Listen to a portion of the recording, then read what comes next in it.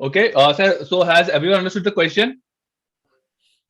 Okay. So Shiji, so go ahead. So how will you solve this using backtracking?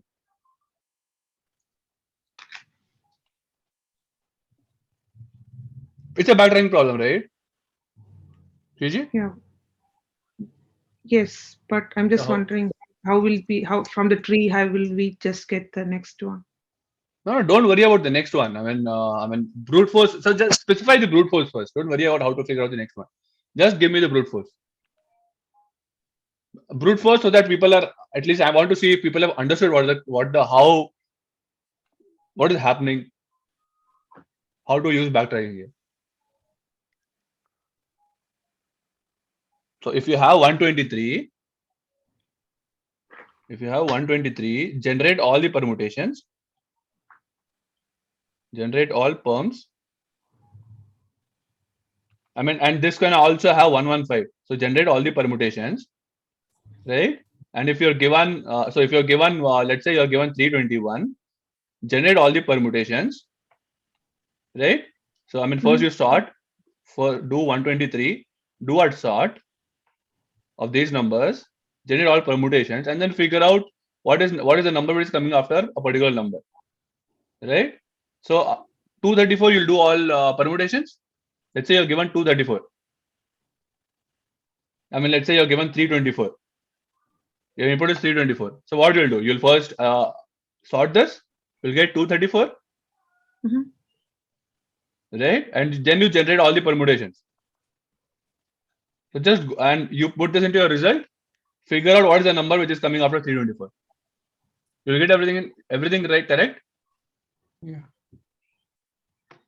Is that clear? So let's actually draw the tree,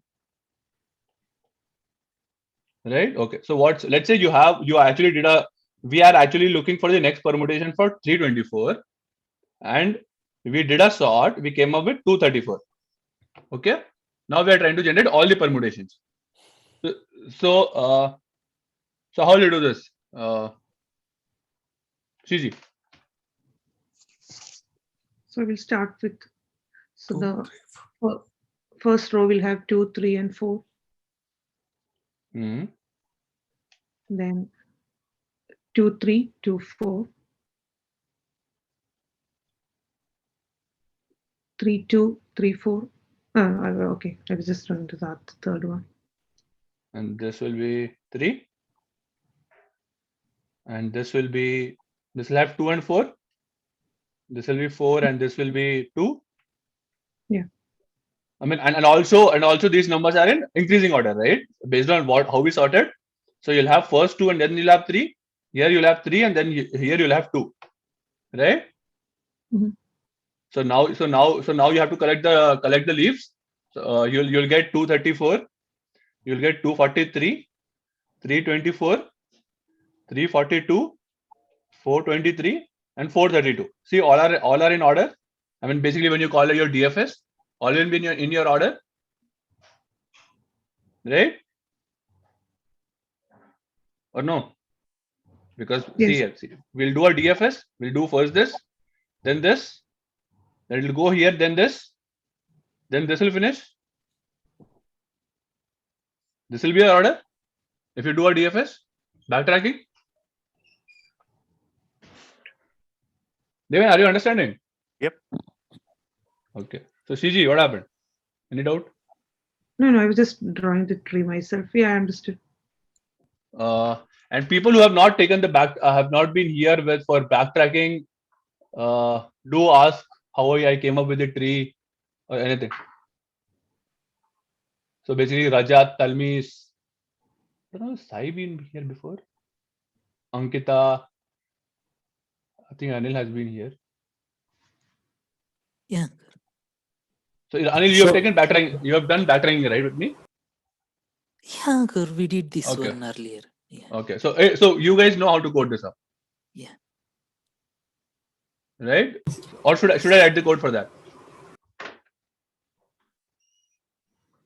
Hmm?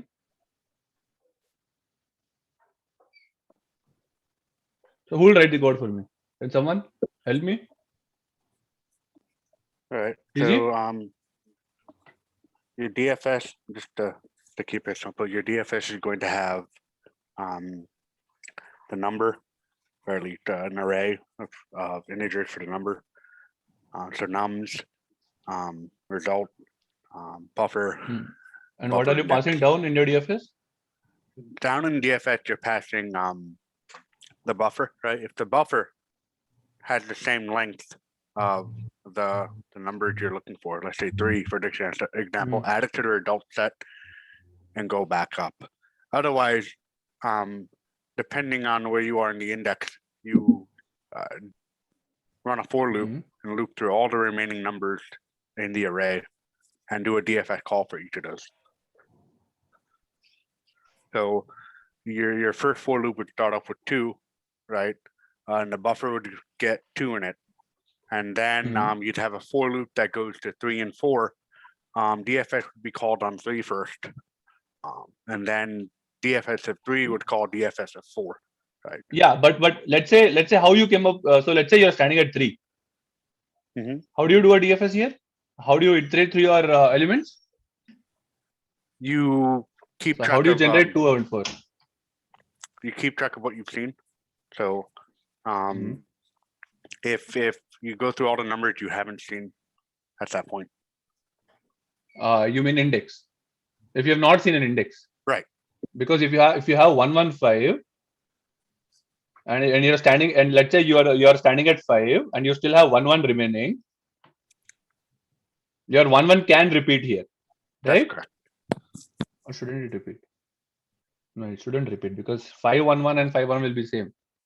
Wait. Yeah, it'll repeat, but you just you have to avoid adding the same answer to the result again. It will repeat. So why how can you remove? Okay, let's say you have 115. Okay, let's write the root here. Okay, so CG, what's your option here? Okay, Devin, what are your options here? We have 5, 1, and 1. Why do you want one more one? Oh, sorry, 1, 1, and 5. Say again, 115. Yeah, but you can also do it 1 and 5. Yeah, so but why do you need 1? It will lead to a duplicate branch, right? Yeah. So you avoid going to the DFS for 1 again. If you can do it once, you don't need to do it again.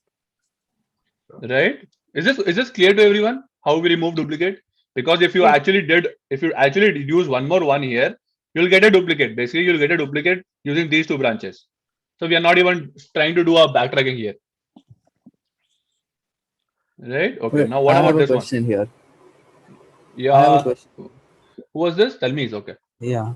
So if it's 115, how will I? So do you change the array to having only unique elements and then start with DFS, or how do you make sure that only one of every element is there? When you start your initial loop, right? You only loop through the unique elements. So like just go through unique elements. Okay, because I'm assuming when you have that visited array where you're marking off elements, you're marking the indexes of each element. Wait, 1 second. What is visited here? That array sort of thing, just to make sure that every branch has unique elements. Which branch? Every branch of the tree. Okay. And what is this a single branch? No, this is like one level. I'm talking when you have when you go to the tree on top. So I'm also talking about level. So I'm removing duplicates from the level. I'm not doing duplicates from the branch. Okay. Understood. So my question is like, how are we going to remove the duplicate when there's because my logic is when I'm using 115 and I want to when I'm doing normal like permutation, if I say, let's say I pick the first element, I'm going to mark the 0th index as visited, and then I'm going to like call DFS and set the index to 0 again. Yeah. So you'll get a new DFS. So you start from 0, you'll get 1, you'll get 2. Yeah. Now you'll go back up. Yeah. What is 5 here? So how is this level related to your DFS? No. How did you? Ankur, what he is asking is, so you removed from 115, you just removed 1, right? So how can you are removing this 1 and only taking 15 and iterating how you are removing one, he is asking, I think. Yeah, Well, so you that can is what do it I'm at under. each level. You can keep track of the numbers that have already been processed at that level, right? So yeah, so tell me, so how do you call DFS? So the same way as we call it. So what happens is, okay, let's say 115. I pick the 0th element. I put it in the buffer array, and I What is call buffer array? like that result array, like the place where you know you have your permutation. Okay, and what is that doing? DFS. Basically, DFS is nothing but your branch. Yeah. And how did you come up with 151? Where did you pick 151? No, wait, I didn't pick 151. My Then? branches go through the left, right? So let's see. If I pick the first element, so 0th element, for example, if I pick one. Wait. So how do you started from DFS of 0? Yeah. And then DFS of 1. And then no, it goes till DFS of 0 only, but in the next call, the 0th element will be visited, so it will just skip that. What is visited? Visited is here, right? Are you visited across a branch or across a level? Across a branch. Yeah, so visited is not used for 5, right? No, I mean when it becomes a new branch from 5, then I'll have to go 1 and 1, right? Okay, so do you know how to generate candidates? What is candidate generation means? Like Okay, let's say you're standing at root. Huh? Okay. You're talking standing about at root. permutations? Generate candidates. I'm talking about how do you do backtracking. I know the basic idea. So you're standing at the root. Okay. Now what are your options at root? How do you write that in code? You will like loop through the entire array. So is this your DFS call? So you'll do for candidate in candidates. Yeah. What are the candidates here? 151. Yeah. 115. Right.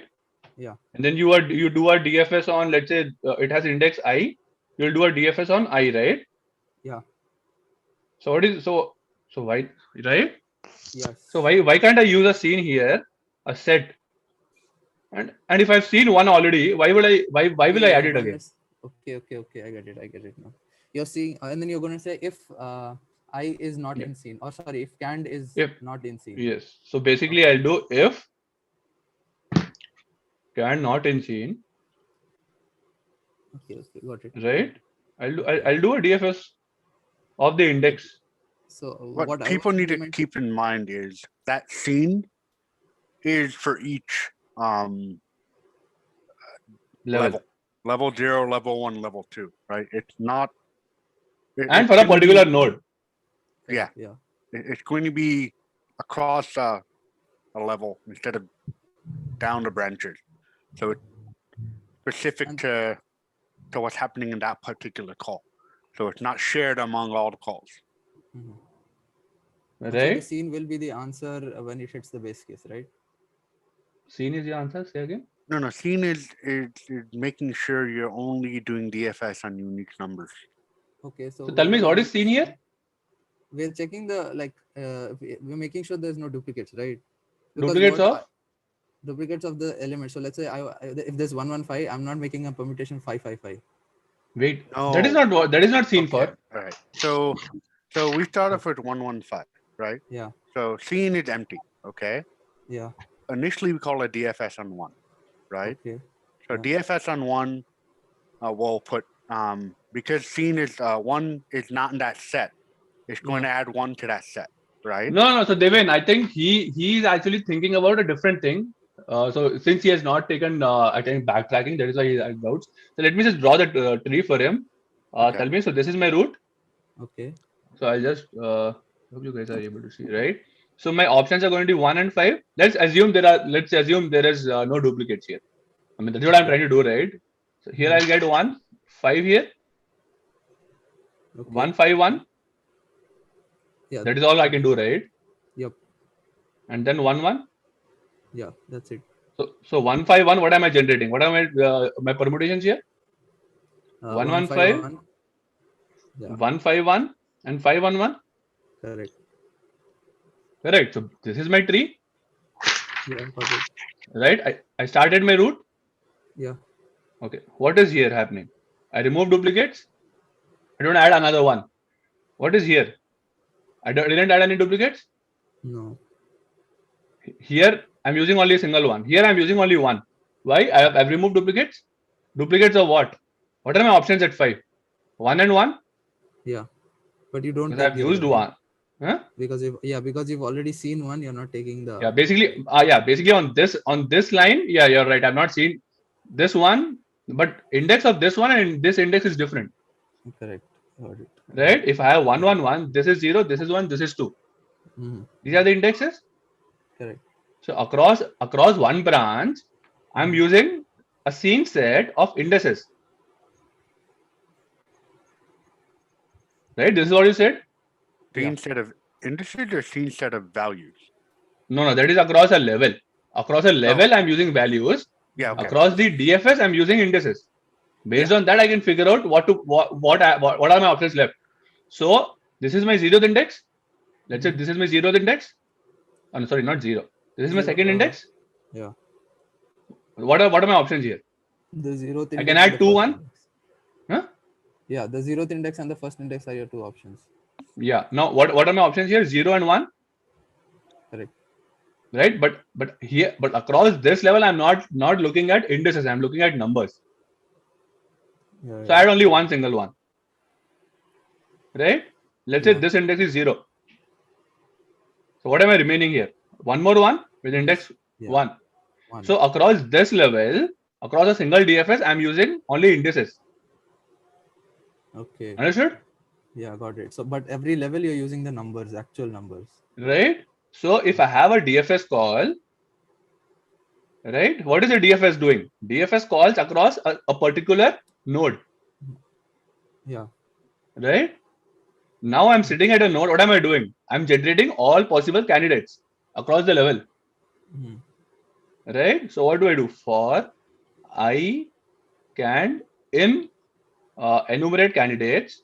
Basically, this is my whatever my numbers are. What do I do? If and I also have my scene here, or let's say visited. This is across a level. Right? Yeah. If can not in visited and I not in scene. Okay, got it. Then I do a DFS of I. I mean, here I add it to my scene. I pop from my scene. Yeah, got it. Understood? I'm not going into details of backtracking. Otherwise, that will be a different lecture. That is what we're not trying to get into. Yeah. Okay. then- But Yeah, I this just is had what. confusion. I just had the confusion between the two. Like, there's. I just had to know that there are two different visited arrays. One for the, across the levels where you have, where you make sure you don't have duplicate elements, and one is across the branch in the DFS. Yes, and that is how. So basically, so I have taken backtracking like 4 times, and this is how I actually tell people. Like backtracking is very complex, right? You look at the lead code solution, you understand something, and then you try to memorize it. What we are doing here is we generate all the permutations, we draw the tree how we did that, and I make everyone draw the tree. And when you draw the tree, you can figure out what am I passing down a level, and down on a DFS on a branch, and what am I saying on a particular branch. Okay. Yeah. So my scene variable is going to be used here, and my visited is going to be used here. And when I'm doing a DFS, when one DFS is complete, I have to go up. I have to pop it from my scene. Correct. Yeah, got it. Right. But across a level, I'm not going to pop it from my visited because I'm not doing a DFS, right? Yeah. Is this point clear to everyone? CG, this is what we discussed, right? Yeah, I understood this, Ankur. Okay. Ankita, Rajat. Yeah, Yes, Ankur. Okay, we'll go into backtracking later. So basically, backtracking maybe some other class, right? So is this solution understood by everyone? Like, how do you calculate next permutation using backtracking? Right. So basically, so I think tell me. So if you do a backtracking here, you go down, right? Then you go up, you go here. So this is your path. So as you're appending to your result, you'll get this order, right? Yeah. And you have to figure out what your next permutation is. Just figure out where 324 is. I mean, if 324 is your input, figure out what is the number coming after that. Yeah, got it. I plus 1 Right? modulo size. Yes, I mean if it's at the last, you pick the first element. Otherwise, the one that is after 324. Okay, got it. I mean, there are multiple ways to do. I mean, to skip this, if you immediately find 324 in your buffer, the next one, the current one will be your answer. So there are ways to skip that, but this is your brute force backtracking. This is the brute force. I'm not saying this is the answer, but this is the brute force answer. Okay. Done. If you cannot figure out what is happening in a tree here, you can't figure out what is going to happen next. Okay. Okay, done. Okay. So now let's say we have wait, there was one. Okay. Now I need a solution which is not backtracking.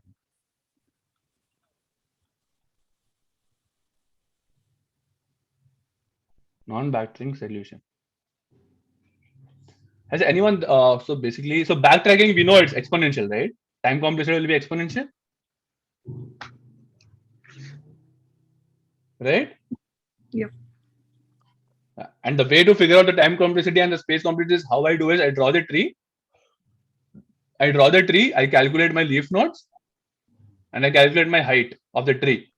So my time complexity will be my number of leaf nodes into tree depth, because that will be the number of calls I have to do for each DF for each cell, actually, each leaf. So this is how I do. So it's still exponential. So how would you do this? Non-backtracking, without backtracking. So let's say, let me give you an example. Let's say 5 number. Let's say I have 4, 3, 5, 8, 2. So what's the next answer for here? How do you know what the next answer is?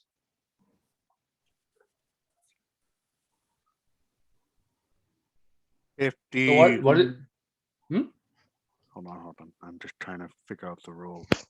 Okay, let me 1 second. Let me remove one so that we can draw the tree and understand. Yeah. So let's say we draw the tree for this. Let's say we draw it small. Okay, we'll figure out what is going on. Right? Okay, so what are my options here? I do a sorting, so I'll get 3, 4, 5, 8. Correct? Mhm. So my options are 3, 4, 5, and 8. What is the option for 3? 4, 5, 8. 4, 5, 8. For this, I have 3, 5, 8. Here I have 3, 4, 8. Here I have 3, 4, 5. Correct? Mhm. Right? Okay. What is that for? Basically 5 and 8. 5 I had what? 3, 5, I had 4 and 8. Here I have 4 and 5. Right? Mhm. Right. So okay. So where are we? So we are at 4. We go to 3. Here we have 2 options. 5 or 8. Wait, I'll draw that. So let's say we are standing at root. We came to 4. We came to 3. We had 2 options, 5 or 8. Right? Here we have 8. Here we have 5. So what's the next option? What is the next 4, answer? 4, 3, 8, 5. 4, 3, 8, 5. Correct? So the answer is 4, 3, 8, 5. So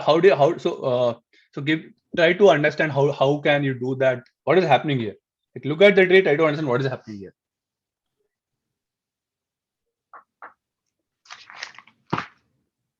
Any clue, any observation?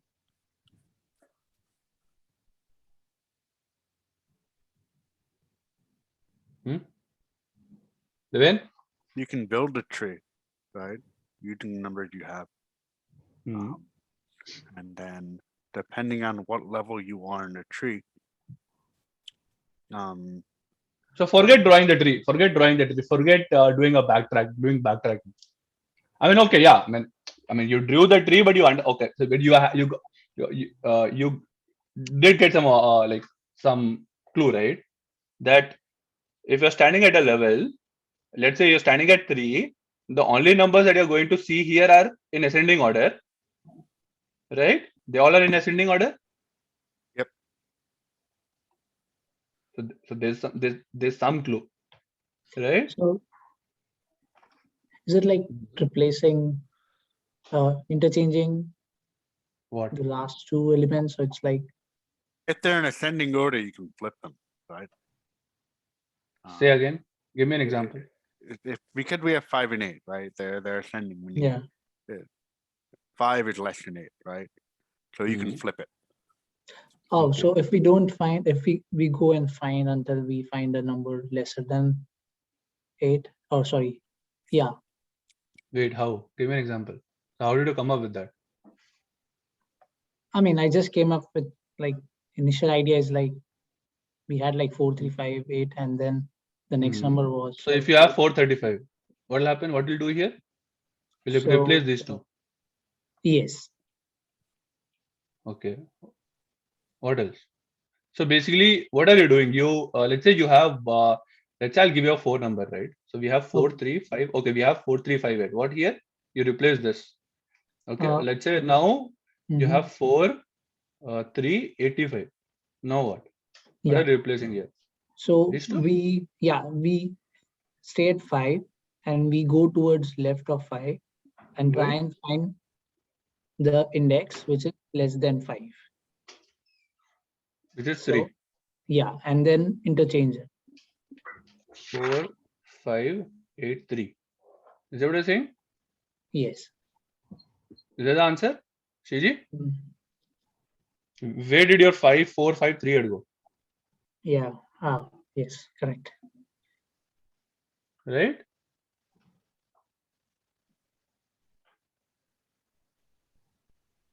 Correct? Yes, yes. Shiji, are you able to see that? See this? Okay, so let's say you have 3, you have 8, you So have depending on how far back you go, you shift everything down. say again? Okay, because we had 4, 3, 8, 5, right? Wait, we it's know 4, 3, 8, 5. right. We know that okay, because 5 is less than 8. We need to go back until we hit a number less than 5, right? So wait, so basically you are standing at 4, you went to 3, you came till 8, you came till 5. This is your tree, Right. right? One second. Okay, so okay, now just look assume this is somewhere in your tree. What is going to happen next? Let's say you are standing somewhere on the tree. This is your tree. This is 4, 3, 8, 5. What is going to happen next? There is no element which is higher than 8. Right. And there's no, right? Yep. There's no number higher than 8. I mean, what is your, so basically there, let's say you had, wait one second. This, let's say you also had, I mean, all the numbers here are going to be lesser than 5. Right? Yep. Okay. What about now? What about 3? You can have you can have anything here? Oh, at 3, all the numbers there are going to be greater than 3. No, here. 8, This there's is your- nothing greater. There's nothing greater than 8. So, What about 4 now? What is the next number that after 3 you're going to have? Why 8? Can't it will be 5, right? Yep. Because if you start at 5, I mean after 3 you're looking for the next higher number, which is 5. Correct? Yep. Is that clear to everyone? I mean, we drew the tree. This is this is what we came up with, right? You look at 4, you're going to arrange all the numbers in ascending order with the leftover ones. You'll have 3, 5, you'll have 8 here, right? And let's say you are following 4, 8. What are the options here? First you'll place 3, then you'll place 5. So you'll have either a 3 or you'll have a 4, 8, 5, right? Then here you'll have a 5, you'll have a 3 here. So you'll have a 5, you have a 3 here. Is it understood? Should I draw this again? that makes sense. Right? Right? Okay. So now what did we understand here? What did we see here? So basically we are trying to, we found a number 3. So basically this number was descending, right? Yep. Okay. So let's say we had 6 as well. Let's say we had 6 also, right? Let's say we had, wait, what happened? One second. Let's say we had 8, 56. We are standing at 8. We came here 5. Right? Mhm. Next number can be 6 here? Yep. No. One second. Where did we start from a 6 here? One second. So we had a 6 over here.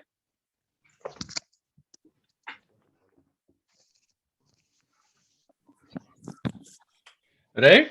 So we went through this loop. We had this.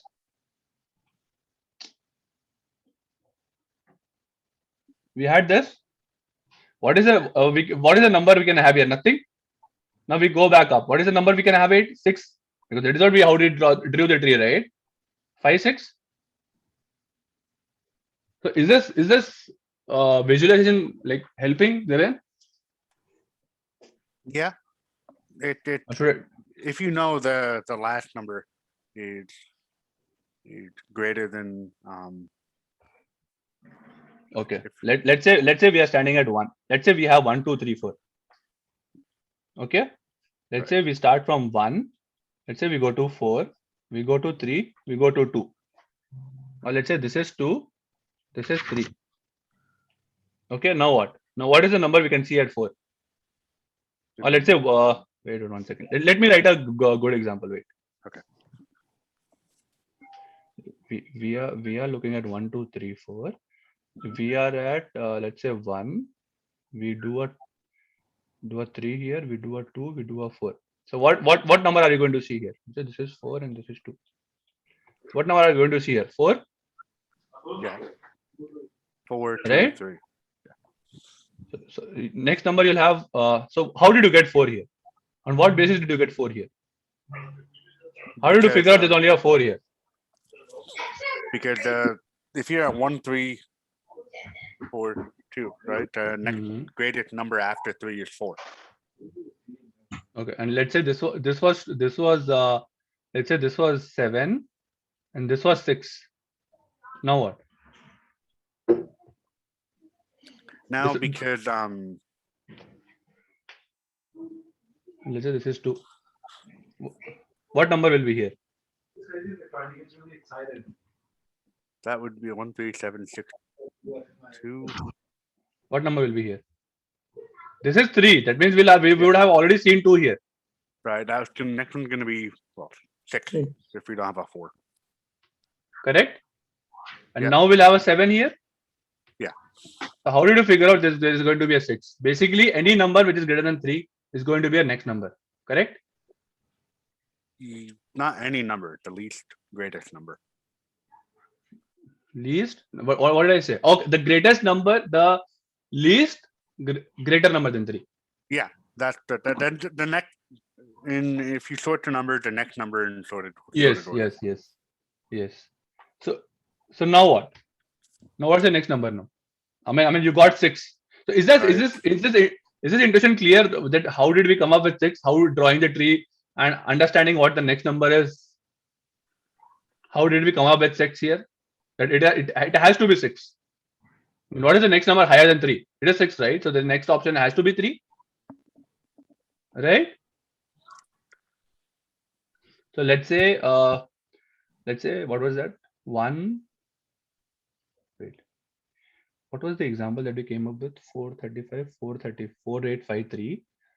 Let's say we are at 4, 8, 5, and 3. Okay, so what's the number after 4 here? I mean after 8, nothing. Basically, no option, right? Right. Okay. And if we had a basically no option here also. Let's say this, and if this was 3, this was 5, this would have been a 5. Yeah. Right. So basically, you're coming down, and then what? So how did you figure out that we have to change at 8 and not at 3? Good. It's No, we can change here also. Yeah, we can change here also. right? So on what basis did you figure out that we have to change? How do you figure out that at what level do we change? So basically here also, forget, so basically 6 would be, but first there'll be an 8 here. It depends on what index you find the greatest number. It's the first dip. As soon as you see the first dip, that means that current number is lesser. Let's say you have 34. You see there's a dip? Yep. So now you make it 43. Or if let's say you have 434, right? You go back, you see it's you have 5, you have 3, you have 4. Now what? The only option is 4 here. There's no option here. 4 here. So Right. when you see the first dip, now this will be 43.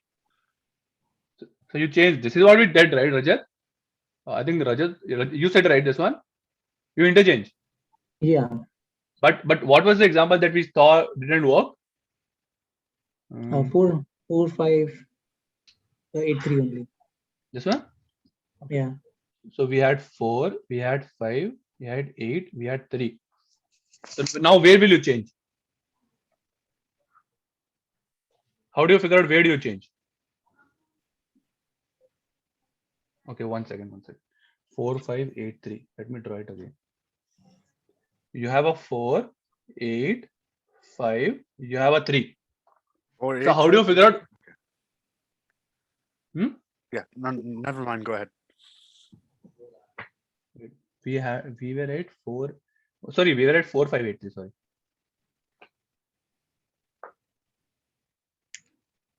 I think 4, initially we 5. started with. Right? Huh? You should see me. Say again. You should see me in the meeting. It's like kind of Yeah, so we go like this. So where do we change? How do we figure out where to change? Basically, It's here we could increasing from- change. Yeah, it's increasing from 3 to 8, and then it's dropping from 8 to 5. That's an indication maybe that I have to switch at 8. Switch at 8. Yeah. You add 5 here. What do you add here? No. After 8. Here, 4, 5. Here No. or here?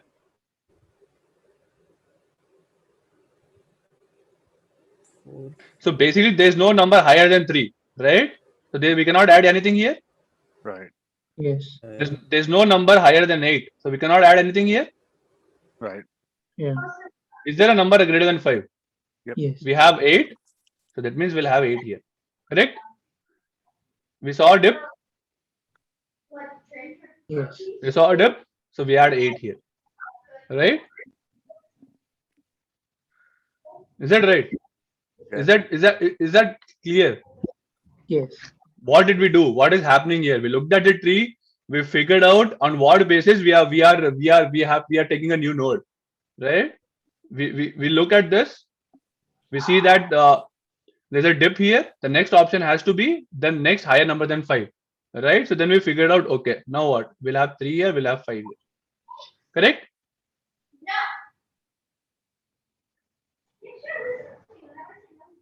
Well, Yeah. right? Makes sense to me. Right. We saw the tree, we figured out on what basis we are figuring out the next element. And then we flipped the 5 with the higher number. But what about these? How are you calculating 3, 5? You just sort them. Sort them by? Because the first time you go to a level, right, it's always in descending order. So in this case, it's going to be 3, 5, and then 5, 3, right? 4, 8, 3, 5, 4, 8, 5, 3, right? So Exactly. at the level you're changing, you go to the next highest number. Once you go to the next highest number, you take the remaining numbers and you sort them. Exactly. And basically you put yeah, exactly. That is what we did here.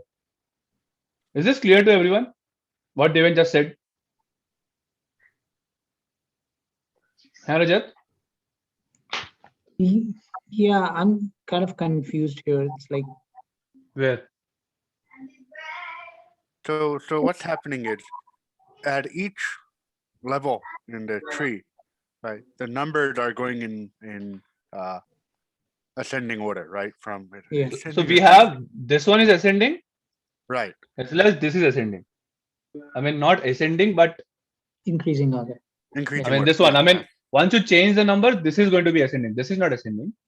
Yeah. But Right, once but- you change the number, right? Once you change 5 with 8, that means you are flipping here. So the next what is going to follow is going to be ascending. So this is going to be ascending. So Ankur, is it after sorting we are doing it? Can you just take an example like 4, 5, 8, 3 and then So 4, 4, 5, 8, 3. If we start walking back, right, we see from 3 to 8, it's an increase, right? We're looking for a dip. So we go from 8 to 5, we see a dip, right? So we know that at 5 5 is where we need to start the next number from. So now once we know where we need to start from, what is the next greatest number to 5, right? In our case, it's 8. Wait, Devin, wait. CG, so you understood based on 4, 5, 3 that 4, 8, 3, 5 is our next number? they understood it without any sorting, right? We are just looking whether it since starting There's from no the sorting end. here. I mean, Yeah, there's no sorting. I mean, Yeah, you got had it. 4, 5, 8, 3. You first did a sort of 4, 5, 3, 4, 5, 8, right? Yes. You did 3, 4, 5, 8. Then you drew the tree. Mhm. When you drew the tree, we know that when we have 4 here, we'll first come up with 5 based on our order. Yeah. Right? I mean, there would be a 3 here There'd be also, 3 there. It'd be 3, 5, 8. right? So we'll have a 5, and based on 5, there'll be a 3 here also. Yep. Right? CG, are you getting this? Yeah.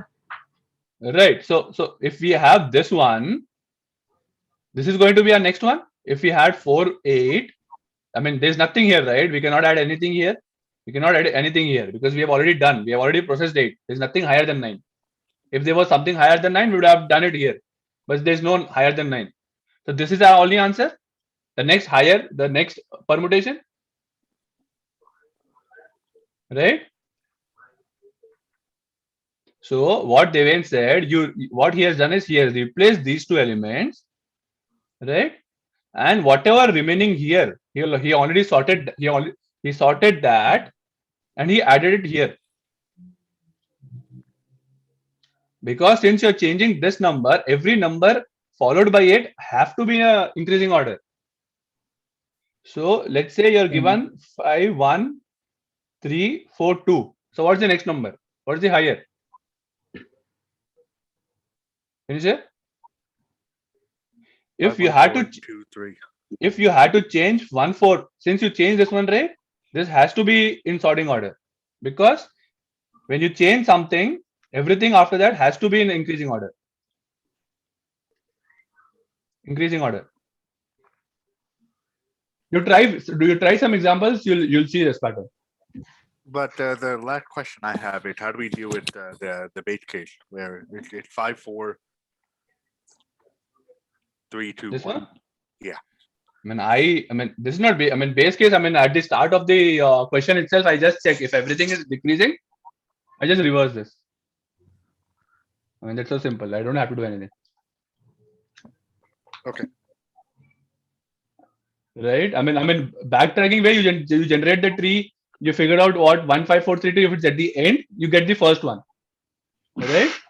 And the way to do that is everything is in a decreasing order. There's no higher. There's no. If you go like this, there's no dip because all are increasing. There's no dip, right? Right. So let's say if you have 5, 1, 2, 3, 4. Right? You see the dip here. It will be 1, 2, 4, 3. Right? Right. Now you go like this. Where's the dip? At 2, 4. Yep. So 5, 1. You change 3 with this. The rest this will be in descending order. Right? Now if you go like this, where's the dip? 4, 2. Yep. 5, 1, 3, 4, 2. Right, Chiji? Yep, got it, Ankur. Now tell me, what's the next thing? Where are you seeing the next dip? In 3 this 1. one. No, 3 4-3. 4. Oh, 4 3 4 3. Yeah. So 5 1 4. 4 3 2. Then 2-3. 2 3. Because 2 3 has to be in increasing order. Because that is what we saw, right? If this is 4, this next number has to be like this. You cannot have 3 2 like this. 3 2 will not come in this order. It has to be 23. Right? Is everyone understanding this?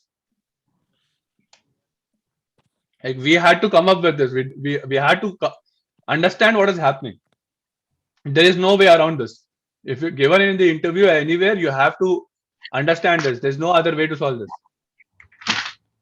You have to see what is changing, what is happening. Now, what is the next number here? Where is the dip? This dip. There's a dip here, so this will become 32. Right? What after this? There's a dip here, so that means 5, 4. Now everything will be in ascending order. Right, CG? Try some examples. Try it on your own. You'll understand. Try to draw the tree. This is a very important example. If you see this, if you see how many companies have asked this, no, this is not permutation. Yeah, there's a next permutation. If you see the number of companies, just see here. How many times it has been asked. So it's important to do this.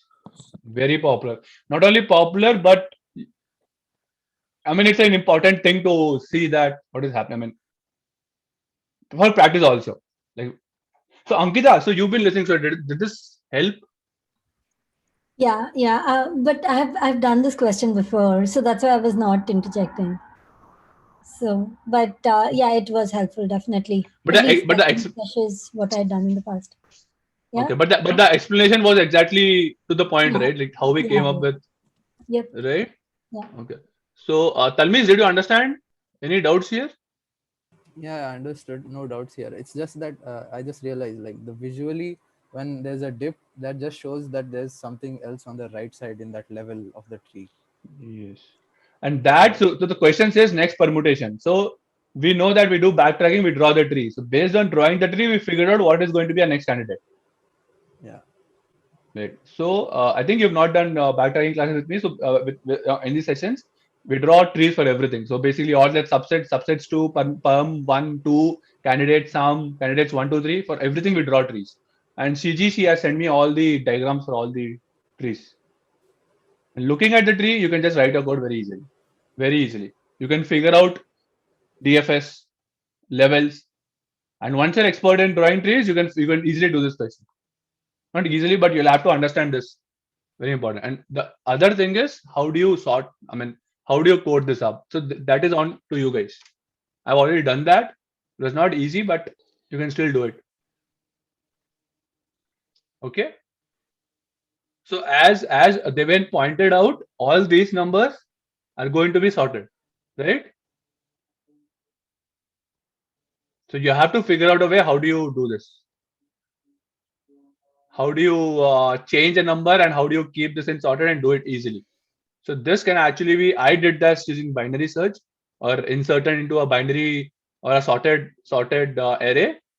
But let me know if there's a better way that you can find out. And that is what I'll be interested in. Okay. So shall I move on to the next question now? So Praveen, so this is for you. Yeah, I so just basically, joined. yeah. So basically, this is a question that we were trying to do. Next permutation. Have you seen this question before? 1, 2, 3, 1, 3, 2. Okay, just next combination. Okay. Yeah. So if you see this one, Permutation. if you see these numbers, Mhm. and let's say you started with this, basically we just drew what the next numbers are. How? So you did that tree or binary DFS or? No, we drew the tree. We started with the tree. We did the DFS, BFS. Backtracking. I showed the code to everyone, and to people who didn't do backtracking here before. And then based on this, but this is exponential. But then I wanted a non-backtracking solution, and based on drawing the tree, we figured out that when we have to swap two numbers. when we are Okay. swapping two numbers, right? And so based on that and based on some visualization, we were able to see that what we have to do. Okay, got it. Yeah, I You will figured look out at the So I've recorded. So basically, you figured out your first dip, because first dip means that then there's a number greater than this number present, Mhm. and then you change with the next higher number. Okay. 3. This is going to be a I dip. just Yeah. I need to look at the examples once again. This one. Yeah. 1, can 2, see. 3 is 1, 3, 2. 3, 2, 1 is. You go back. If it is reversed, you go back to the first one. Oh, okay. So, and if you have 115, the next number is 151. Okay, only So last basically- one is swapping, right? Huh? Last No, two are we- only. No, you are basically if you see this, if you see this, if you have let's say you have 5 1 3 2 4, or let's say you have 5 1 4 3 4 2. Mhm. What is the next number? It's 5 1 4 2 3. Okay. You're not swapping just the last two.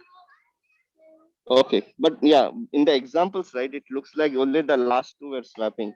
Yeah, I mean that is what I mean. They gave just these many examples. I mean, if you try with the 4, you try to draw 4 1 like 4 numbers, you'll figure out it's not just the last two, Okay. right? And so once you do this kind, I mean the brute force here will be backtracking, and once you do backtracking, you can easily figure out what the next higher number. You put everything into your result, and since everything is already sorted, right? So what we do is we take these numbers, we sort them. So if 321, we sort them, we make it 123. We figure out all the permutations, and the way we do backtracking, we'll get everything in a sorted way. If the input is 321, you figure out where it is and find the the element at the next index, the higher index. So that was the brute force. Okay. I mean, maybe at the end I'll show you if we are done with other problems. Yeah. Right? You can go to the next question. I'll. Yes. Wait, So before was that, I have a this? question. Yeah. Who is this? Yeah, Tell in me. this question, in this question, like I Uh-huh. mean, we know now that there's a better solution than brute force. But let's Uh-huh. say looking at the constraints, I think can you go to the read code page? Wait.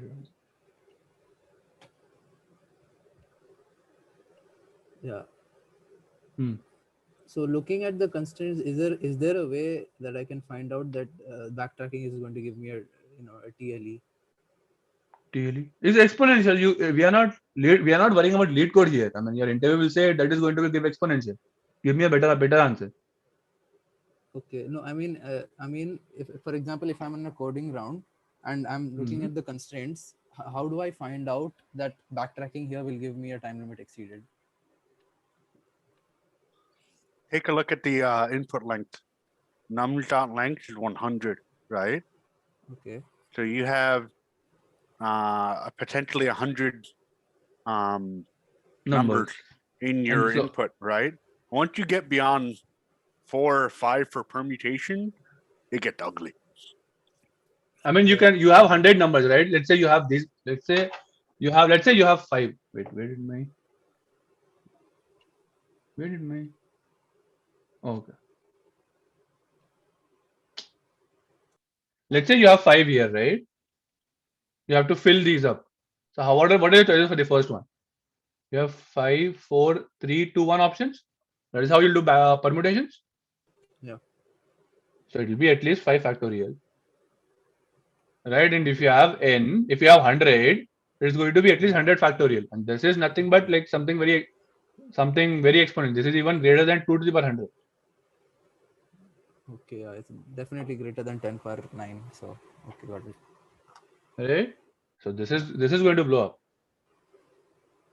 And this is not even 10 to the power factorial because we are coding, right? Coding, then that will take more time because this will be 100 factorial into n. Or 100 into 100 factorial. Because you have to not only generate the tree, You don't have to just generate the tree. You have to go from the root till the leaf. These many solutions, so these many leaves. You have these many leaves. But for each leaf, you still have to go from root till the leaf. So that is one branch, right? So that will be number of leaves into the height of the tree. So that will be n factorial into n. It will blow up, Okay. right? I mean, that is how I actually do time complexity analysis. Just check it with wait, I think lead code has.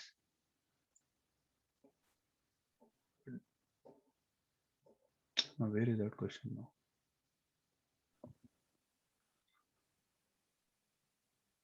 Okay, here. Let's see here. So brute force is n factorial. Total possible permutations is n factorial, but they have given this wrong because this has to be into n. We are just not doing total permutations, but we are actually have to calculate everything. Calculating will be n factorial into n.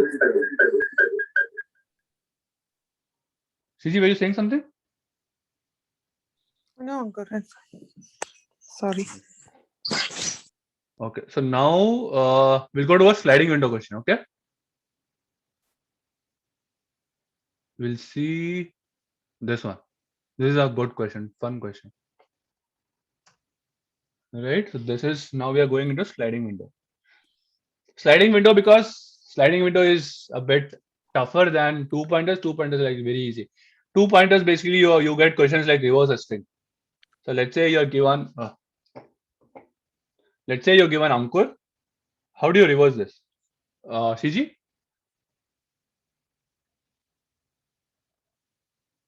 You see here? I'm Yeah, here. I see here. Yeah. So how do you reverse this? The first let's one say- should come to the last, and the last one will come to the first. Yes. So how do you code that up?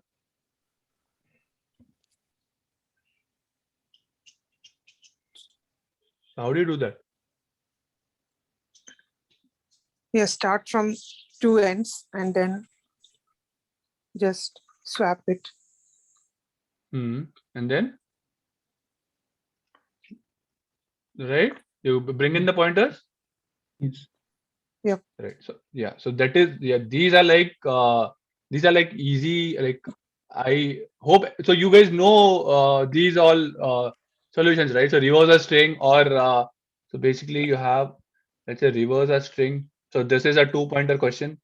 Valid palindrome. Right. So how do you figure out if it's a valid palindrome? You compare these two. If they are not, you return false. Right. Yep. And similarly, one more question on this is you're given a sorted array. Let's say 1, 2, 3, 4, 5, and you have to figure out if you have two numbers that sum to a particular number. Right. You start from here. You bring in your pointers based on some criteria. So that is another 2-pointer solution.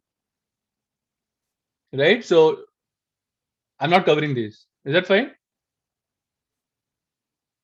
Yes, Ankur. This is okay. So this is, what do we call this? Meat pointers. Let's just call it meat pointers.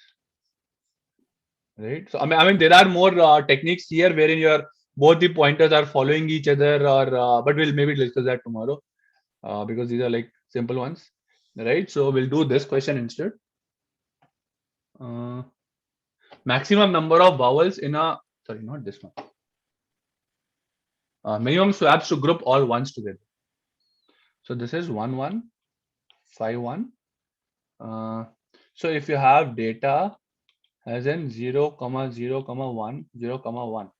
So here your answer is 1. So just read the question till I'll also try to explain. So basically what you're trying to do here is you're trying to get all the numbers, all the ones in one place, right? And the way you do that is by swapping 1 and a 0. Wait, this is 1. So how do you get all the ones together? You can either swap this 1 and 1. these two. So this will become 1, 1, 1, 0, 0. That is only in one swap you're getting all the ones We together. can't see the board. Oh, okay, yeah. Thanks. Okay, so you have this 1, 0, 1, 0, 1, right? And you have to get all the ones together. So you swap these two. That's your answer. You have only one swap. You can do two swaps also. How do you do? Can you do two swaps here? Yeah, you can 1 and 0, the first 0 and 1, and then Yeah. This that one 0 and the last one. and this one. Right. Yes. So you'll have this will become 0, 1. This will become 1. And 1, this will 0. become 1. So this is two swaps. Right? This is 0. So yeah. So the question is asking, let me see if there's another example. Okay. Now if you have second example is 0, 0, 0, 1, 0. There's no swap needed here because all the ones are together. Right? And let's say you have 1, 0, 1, 1, 1, 0, 0, 1, 1, 0, 1. Here the answer is 3. Okay. So how do you get all the ones together? In the last one? Any idea, Devin? Move the first one to the last 0.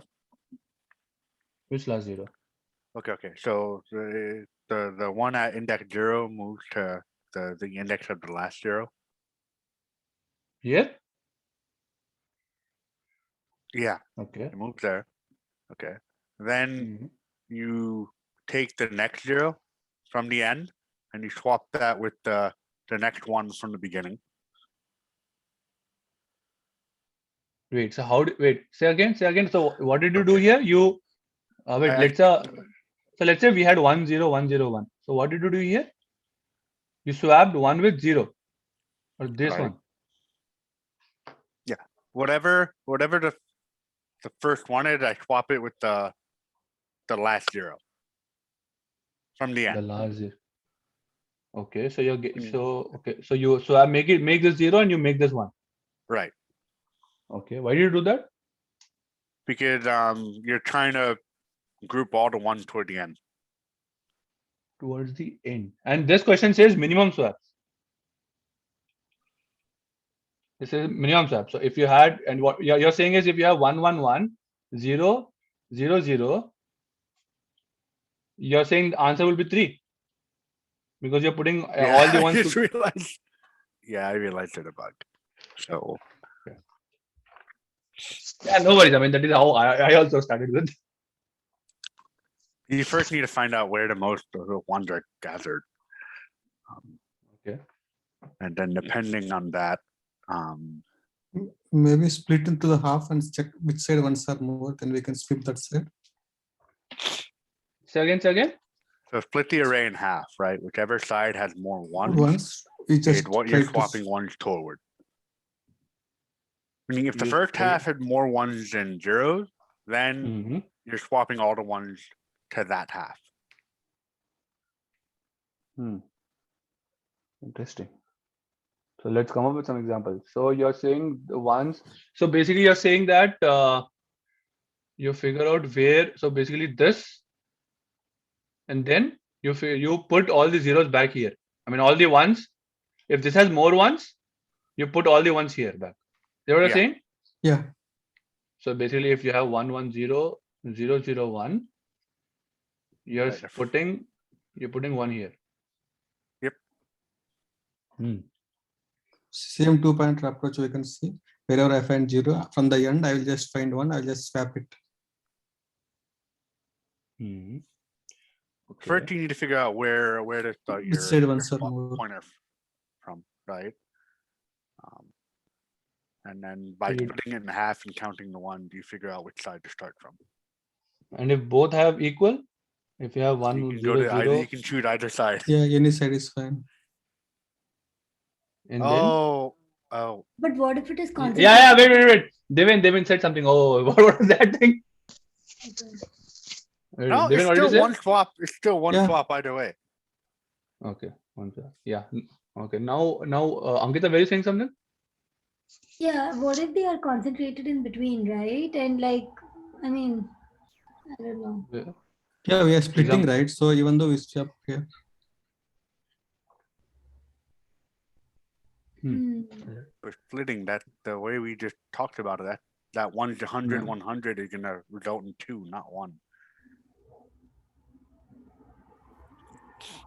We are So splitting, and then are we trying to group them towards the beginning of that half or Well, the it end depends of on where the ones are grouped toward, right? If they're grouped toward the beginning, you want to shift everything toward the beginning. If they're grouped toward the end, you want to shift everything toward the end, right? But the example Ankur just came up, that 100, 100, right? There's no clear grouping. Both are equally valid, right? But the way he'd written that, the answer is 1 swap, but the way we're talking about it, the answer is 2 swaps. So we're Hmm. missing something. wait. So what did you say? Something? What? Say again. Say again. Okay. Even I've So- lost you. I was saying something. Yeah. Okay, what we were talking about was where we're trying to find out where the ones are currently grouped, right? Toward the Mhm. beginning or toward the end, right? Mhm. Depending on where ones are grouped, that's what we're going to be swapping ones into. Mhm. But the example you came up with, 100, 100, both sides are equally grouped, right? Mhm. And technically the answer is 1 swap, but the way we just discussed it, it would occur in 2 swaps. So Right. I think what you guys said that if you split it into 2, Right. you move. I mean, you go to the array which has less number of ones. Right. So that is your swap. That is your number. That is your answer, right? Yeah, but if you go, can you go back to your whiteboard? Yeah. So if you had a 100, 100, right? Mhm. The answer there should be 1 swap, right? Mhm. So now Yeah, you I am can- saying. Oh, it'll I'm still be saying 1 minimum. swap. Yeah. Okay. Yeah. So Yeah, I'm saying minimum both, of. Okay. Yeah, it'll work actually. Okay. And what if you had 1 0 0 1 like this? If you split that, right? 1 is in the middle. So And you had, let's say you had 1 here. So you're saying we split. then you could still edges choose can- either side. Okay. So answer here is what? 2 swaps. What is your answer here? What is the answer here? You That is- make it like this. What's your answer? 2 swaps. How 2 swaps? You said it's minimum of both the swaps. Or let's say you had 1 0 0 0 1. Oh, wait 1 second. I know you had you had 1 0 0 1, right? 0 0 0 0 1. Now what? Now if you So split you half, split it you're into wait, let's say there's one more 0. You split like this, you split like this. Yeah. What's your answer? the first One half swap? is where you're shifting Uh-huh. all the ones. two swaps actually. So what we have to do, right? Once we swap everything to one side, right? Even though if we find some in between zeros and ones, we just shift again to the where we have more ones. Here we just shift last one to second position. So in between 0 and Z, we when traverse it, we just found anyone, we just swap again. Right. So you're swapping 1 here. Then this one And to then here. Again, this one to here. we just check here. So in between ones are there, right? Again, maybe for this condition, right? We have to do that one, I think. Only dividing 2 won't work, I think. Say again, say again. Whatever the approach we come up initially, right? Swap it and Mhm. check which side ones are more. Swap all the ones to the side. So the Mhm. maybe in this scenario, whatever you point this test data, right? It won't work. It doesn't work. Condition, I think. The same way we can do it, whatever we have done it. Then we just traverse which side we have transferred the ones. And in between, once any zeros are there, we just again swap it. Here again, we can find, again use the 2 pointers actually in this, whatever the half done. we can shift again to once to that side. Deven? Yeah. Is that, does that work? Or is there a way that won't work? I think that should work. Don't think. Come up with an example. Think. Come up with examples. I mean, there are how many? 10 people here? I need 9 examples at least. Someone to say that it won't work. I'm not sure it'll work or not. Someone need to say. Okay, And if can you all show say, what is the approach, Ankur? whatever, you tell me. No, I didn't follow. I had So disturbance. what Srini said is, or what we came up with is, you divide the array into 2. Mm-hmm. You figure out where the numbers are less, the ones are less.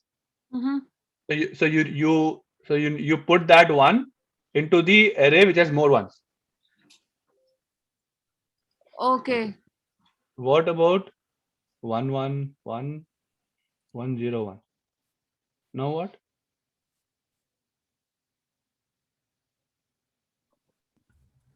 So you have this, you have this, you have 1 1 1. So how many swaps you had? 0.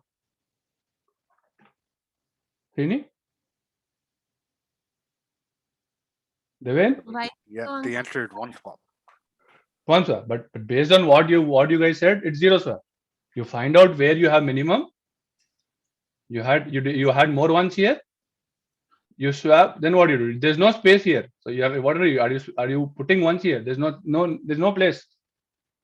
No, I think when you decide that which subarray to go towards, we'll Right, just that's what you're check- swapping into, but you're still using 2 pointers to walk. No, I mean you can try checking if the number of ones is equal to the length of that subarray, and if it is equal, just go to the other side. Say again. You have to give an Not be example. just Yeah, that's true. I think whatever Tanmay told. No, So it here- need not be just equal. 2 minutes it explain. could be some sort of. Can What, you Sue? repeat that, Sue? You were breaking up.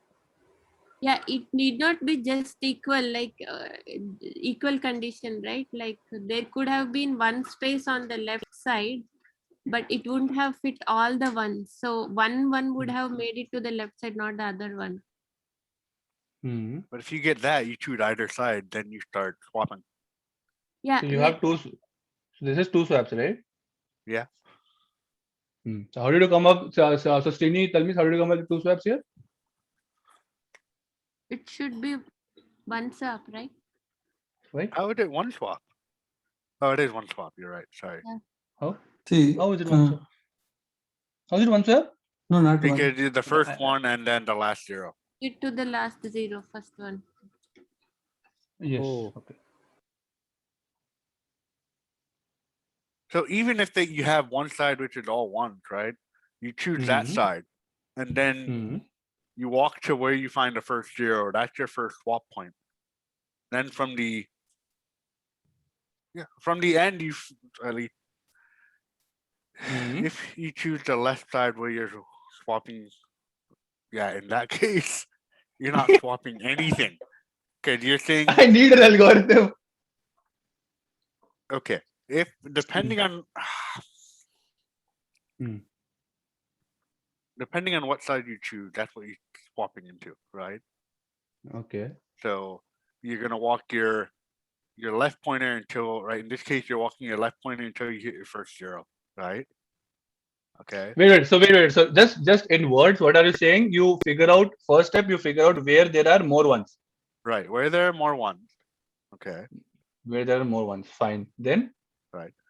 Then starting from that side, you find your first 0. Whatever side has more ones, find your first 0. Yeah. first 0. Okay. Then Okay. from other From your side. left. Yeah. Then From from the left. other well, in this case, yes, it's from the left. Hmm. Then you find the first one from the right. Sorry. Answer. Hmm. Okay. Now, if your first 0, that index is less than or equal to your first, if you go past that point, you know, hey, everything's already on that side, right?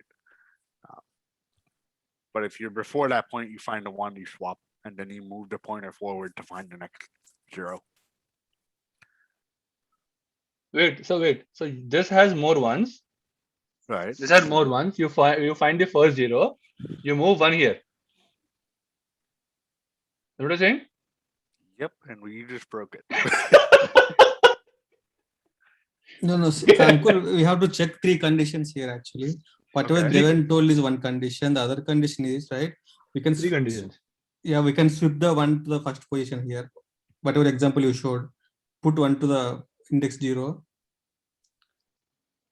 Again, we just iterate in the half actually. If, for example, any ones are there, then we just swap it actually. Wait, we are finding minimum swaps. We are not saying just swap it. Yeah, there will be more than one afterwards. We are finding minimum swaps. This is not question saying that move all the We're zeros not, to we're the end not and ones moving to all the the point. ones to one end. We're grouping all the ones. As long as all the ones are grouped together, you're done. You are done, but that's not your minimum swaps. Question is minimum swaps. Minimum swaps in order to group them together, right? Yeah. Return the minimum number of swaps required.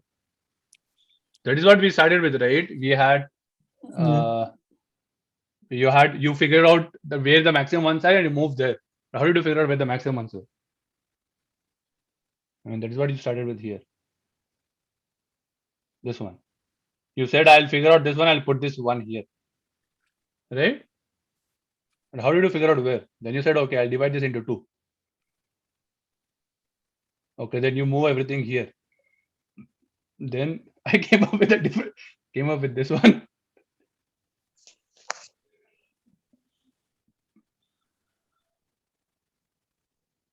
Wait. So you have 1, 1, you have 1 here. Isn't the answer 1 swap? Depending on how many ones you have on one side, it's that many swaps. The answer there is 1 swap, right? Minimum swap. So that was the okay. Wait, I mean, I think we are going in the loop. I mean, we came up with minimum swaps. Then I came up with this one. Because that doesn't work. Then are you saying that we are coming up with 3 different conditions? And then what if there is one more way that to break all the those three? So we're overcomplicating it somehow. Yes, that is what we want to do. So Excuse me, miss. Will you do it? we can probably like count the number of ones here. That's what we're doing. The first part is where more ones. And then probably iterate over the array again to see like where is your biggest cluster, right, of ones. We should not be dividing it, I mean to say, like in half and stuff. Like again, walk over the array, like see where your maximum number of ones are. And because that is our best bet, right, at this point. Like any, if we swap any other ones towards that, it's better than separating that cluster out. Yeah, probably then each time we make a swap, we can keep iterating and seeing how many other ones are left, or probably something like that. I don't know. Okay. Yeah, go ahead. I mean, is someone saying something about this solution? I didn't even. I was thinking something else. Sorry, Ankita, if you want, can you go again? No. I mean, I'm still thinking. Like, I'm thinking instead of dividing it into half, like, first count the number of ones. Obviously, that's the first step. The second step would be walk over the array again and see where your maximum cluster of ones is. Like which part of the array. Then we know, right, how many remaining ones are there that we need to swap in. Because wherever the maximum cluster of ones is, that is the place that has to remain intact. Like we should not be moving that, is what I feel. Like, for example, in this, these 2 ones are intact. We should not be touching this. Any other ones should probably come in closer to these ones, right?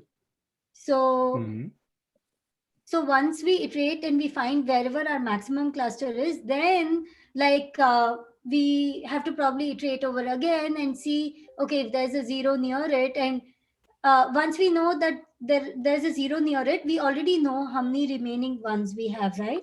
So we know those ones can be swapped in. But it's just that I think I'm iterating over it too many times. But that's a brute force, I guess. So okay, so don't do brute force. What is the simpler way? Actually, Ankur, I have got one more idea, but I am not sure whether to work or not. Maybe come up with use cases. So what I will do, right? I will just see how many ones are there in the. I will count it. So then total number of ones is 3, right? For this use case. Then I will take count sub maybe 3 indexes at a time and see how many ones are there. So if and I will. So here 2 are there. So I'll subtract it. So there only one swap like that we can do. Yeah, I'm also 3, thinking. 3, 3, 3 like that we can take 3, 3, 3. See where more ones are there. The remaining, if I add, it will become 1 or not. Like that we can see. So what are you saying? Yeah, I'm also thinking on the same lines. Like say there are k ones, we will have n minus k plus 1 windows, and in all of those windows, we will see what is the window having the maximum ones. That will tell us what are the minimum number of swaps required. So the number of zeros in that maximum subarray will give you the swaps, Yeah. I think. Yes. But I think Ankita, you were the one who came up with this idea first. The one you said. I think. I mean, yeah, but I was, instead of taking like a window, I was going over the array like 10,000 times for all I know. no, but I mean, I was looking into that. I mean, you were going correctly. You said you count the number of ones, then you figure out the ones, and then you're trying to figure out where the cluster of ones are placed in. Yeah. And then you again try to calculate the some minimum zeros, the maximum zero, something like that. I mean, but that was where then Srini picked up, Sue picked up, count your ones, right? So basically you count your ones. We know that 3 ones are going to be placed together, right? I mean, based on what Ankita also said, this is what we need, right? And then Sue and Srini said we know that there are k ones and they have to be placed together, right?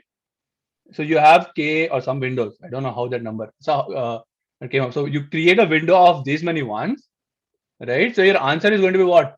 Can you say again, Sue? So we will have n minus k plus 1 windows, right? If you take. So in every window, we will see which window has the maximum number of ones. So it will be something less than k, or it can be k. It can be less than or equal to k. So If can be k means 0. If can be k, that means 0. Yeah, if it is equals to k, then the swaps are 0. Otherwise, k minus that maximum of ones will be our minimum number of swaps. Yeah, say again, Srini. Who said this now? Yeah, that's what whatever she told actually. Maybe create this k subarrays actually. How many ones are there? Then that means subarrays, and count how many ones are there in each subarray.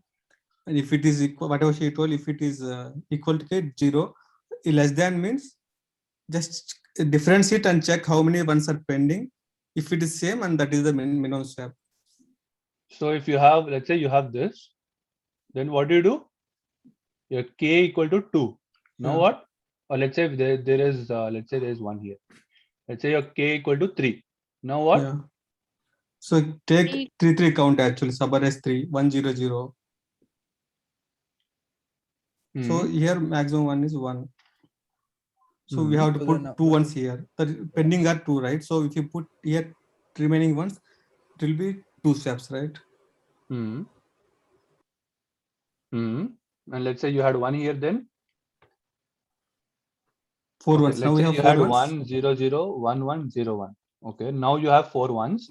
Okay, then take the first 4 1 0 0 1. So we have 2 here. So we have to put 2.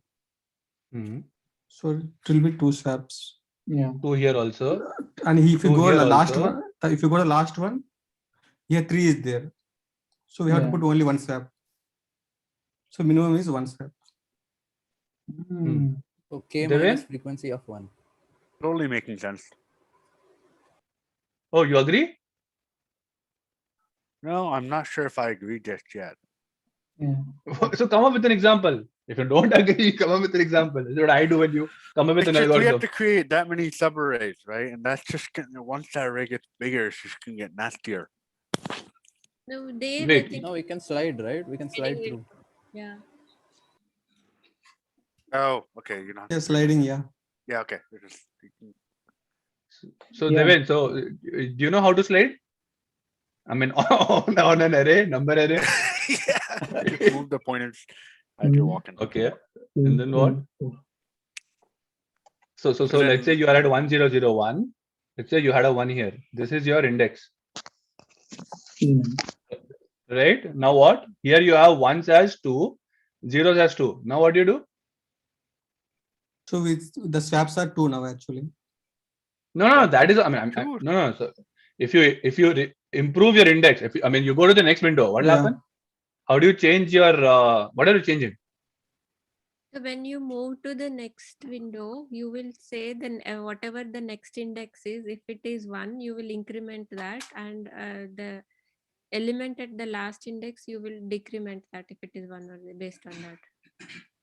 Why do you need to count 1? Okay, you're saying that k minus, so whatever the count of ones are, you subtract it from k. That is your answer. Yeah, maximum number of ones in a sliding window. This is a fixed size sliding window. So here in this example, your sliding window size will not be 4 but 3 because there are only 3 ones when we counted. So Yeah. we start with 1 0 0 and we don't need count of zeros. And in that first window, we know that the number of ones is 1. So for now, the maximum one count is only 1. And then when you slide, your Wait. So what you're doing is you're finding the window. Okay. So if you have k equals 4, right? You're finding. k equals 3. Okay. Hold Wait, on. one second. Well, he just I drew. changed.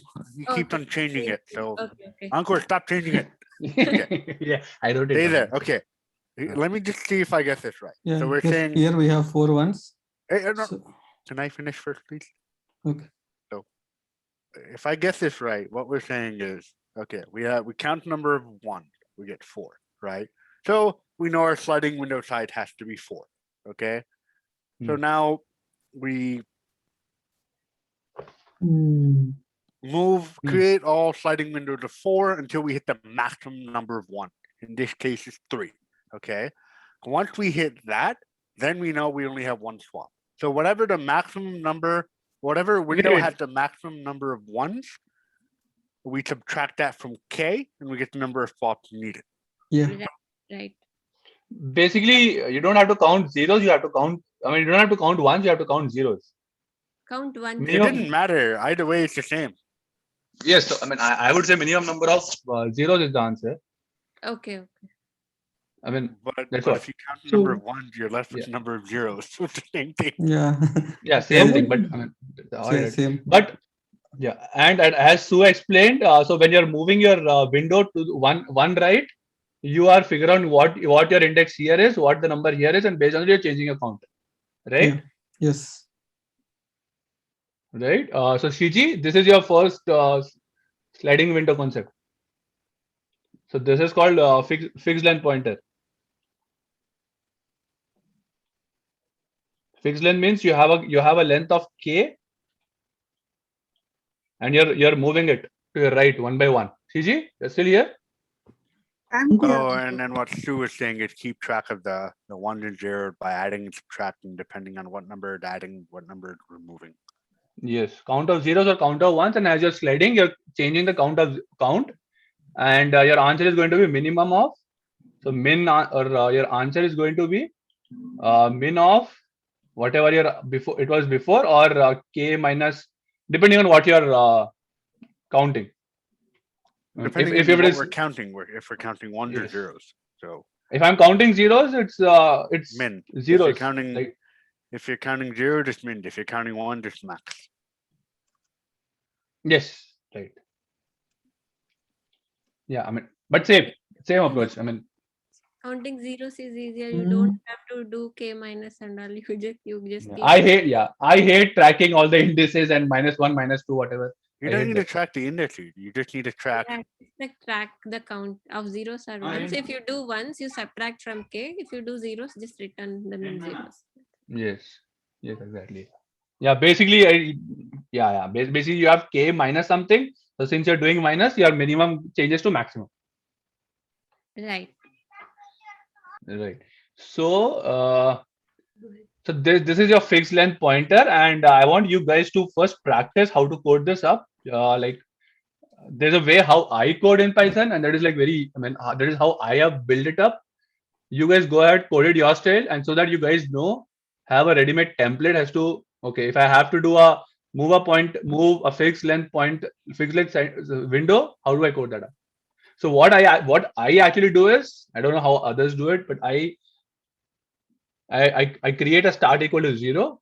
Let's say my count, this is minimum, right? So I do a count of float of infinity, right? And then I do for end num in nums, right? So basically my start is here, my end is moving here, and as soon as my end goes past 1, I bring in my s, right? So basically I'm just moving my end to the right, and as soon as it moves one step ahead, I bring in my s here. That's all. You guys want to see the code and how I code? Wait, so you're skipping the entire window, like you're No, he's creating the window, and then as soon as he hits that window side, he starts shifting the end pointer. No. So what I'm saying is my s is here, my e is also here, right? He moved e until it hits the window side, right? I go here, and as soon as let's say my window size is, let's say 4. Okay. Right. So my e keeps moving, so it'll end up here somewhere. Okay. Right. Let's say it ends up here. So now the difference is bigger. So I bring in my s here now. Let's say my e is here, I bring in my s here. Okay. So like this is the point, right? Now this is where I generally get confused. So is this an n-square solution? No, Right. order of n, right? Can you Okay, repeat that question? I didn't hear is you. Because one second, why I'm saying n square is because we are moving the start and end pointer, right? But at each point, you're seeing if any of these numbers were 1. So that is an n loop also. Okay. So No. so your e is going to move from where to where? 0 to end. Yes.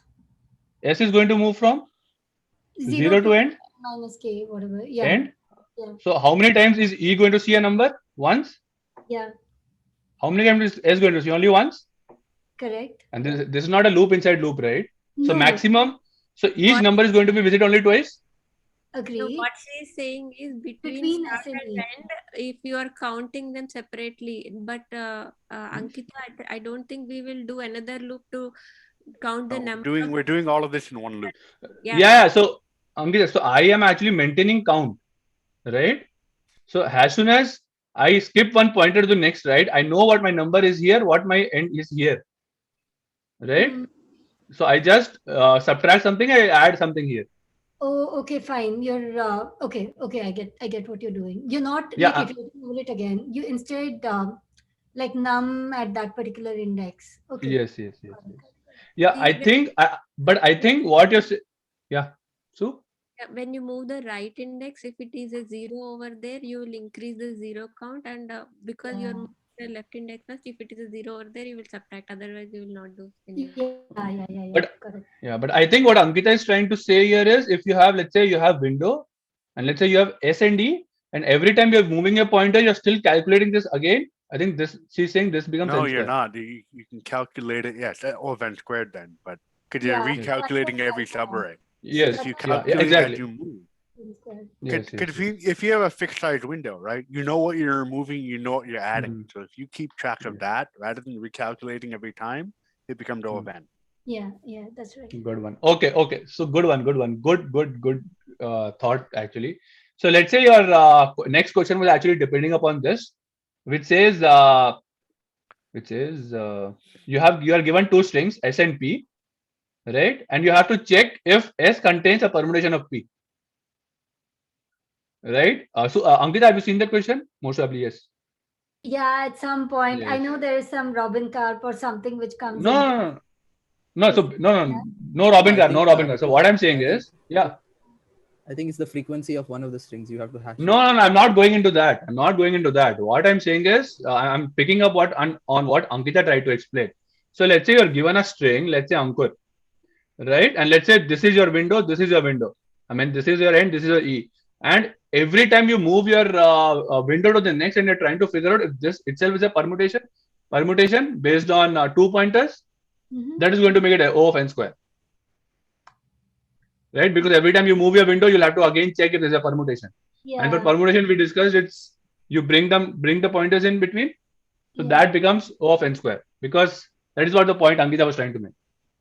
Hmm. Yeah, but that's And we- particular to that problem, right? Or can you do it without O of n squared? Yeah, we can do that. So that was the next question. But Okay. this is what that's the next question. But I'm trying to what Ankita pointed out. Then it become O of n square if you're for every window you're calculating it again and again. Yeah. I mean, I had the general sliding window template in my head. So Oh, I figured out how to make it O of n. Okay. Yeah, don't worry about it. So so that is why I'm not giving you guys my code. Come up with your own code. Try to simplify as much as possible, because you're going to use that, because sliding window has many ways, right? One is fixed length, one is one is varying length basically. Can I and this- interrupt you for a second? Yes. Okay, Shu, you had a question. What are these named? What name are you referring to? Ankita was saying some name, some Robin. Robin car. Yeah. yeah, there's I don't know, it's a string pattern. Yeah. Yeah, don't worry about. I mean, what I would say is don't worry about like special algorithms except Dijkstra's. Yeah, I don't know that name either. Oh, that name of an algorithm, is it like Dijkstra's algorithm? It is another. Yeah, it's a string matching or string pattern matching or something like that. So Okay. there are two, I think, Robin Carp and KMP. So You should yeah. not be. I mean, those are like no one asked those KNP KN. I think it was there in my master's class. when I was doing algorithm. Yep. But I don't remember anything of that. Yeah, I don't. It is never going to come. But I think I was asked that in interviewing.io, Robin Carp. I couldn't even code it up. He explained, the interviewer explained to me the algo. I couldn't even code it up. Like, it was so confusing. What is it works with sliding window, is it?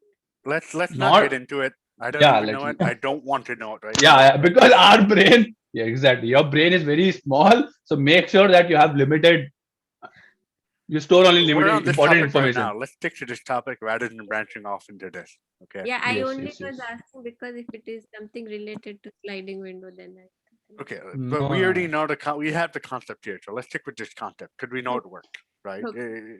If we need something more concrete, buy an algorithm book. Yes.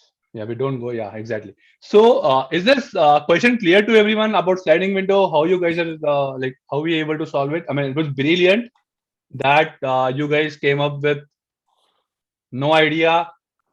I I gave examples that didn't work, and then actually Ankita came up with something, and then Sue and Sri actually picked up on it, and then you guys did this. And so the only thing remaining is coding this up, right? You can also try doing this brute force first and then doing the optimized one. So if you do the brute force first, you'll get an idea actually what is happening. Right? You start from S.